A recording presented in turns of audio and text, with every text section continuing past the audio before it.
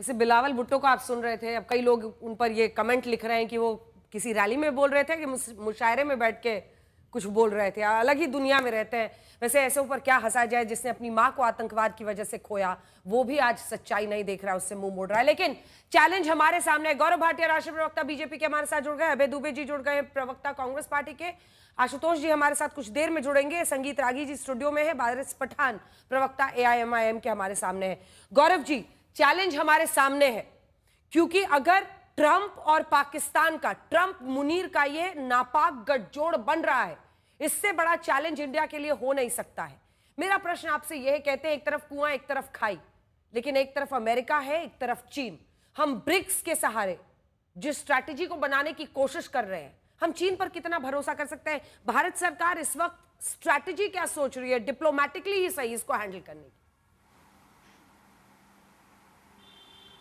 अंजना जी, सर्वप्रथम तो मैं ये कहना चाहूँगा कि नरेंद्र मोदी जी वो नेतृत्व भारत को प्रदान करते हैं जिसमें भारत आज पूरा विश्व का विश्व बंधु है। और आपने कहा एक तरफ कुआं एक तरफ खाई, लेकिन हमें नहीं भूलना चाहिए जब आत्मनिर्भर भारत की बात हुई और उसके बाद कैसे भारत आत्मनिर्भर बना, ये अपने आप में दिखाता है कि भारत चाहता है कि सभी देशों से मित्रता हो, जो आतंकिस्तान है वो नेस्त नाबूद हो।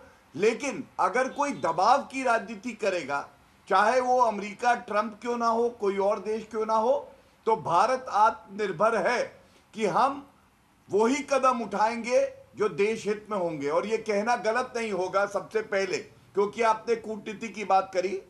नरेंद्र मोदी जी का जो पहला सिद्धांत है वो है हर फैसला राष्ट्रहित में, राष्ट्रहित सर्वोपरि। दूसरी बात देखिए, हमें नहीं भूलना चाहिए कि भारत एक संत देश है और दूसरी तरफ एक आतंकी देश पाकिस्तान।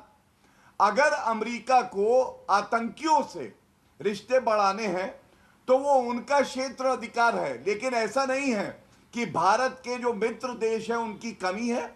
हम भी संज्ञान लेंगे और मजबूती से वो करेंगे जो हमारे हित में हो, जिसका उदाहरण मैं आपको देता हूं। देखिए, अमेरिका ने इससे पहले कहा कि S-400 एंटी मिसाइल सिस्टम, जो कि हमारा सुरक्षा कवच बना अभी जब पाकिस्तान ने हमला करने का प्रयास किया, मत लो। लेकिन भारत ने नरेंद्र मोदी जी के नेतृत्व में वो लिया।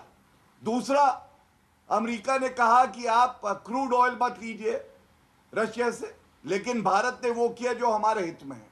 लेकिन यहाँ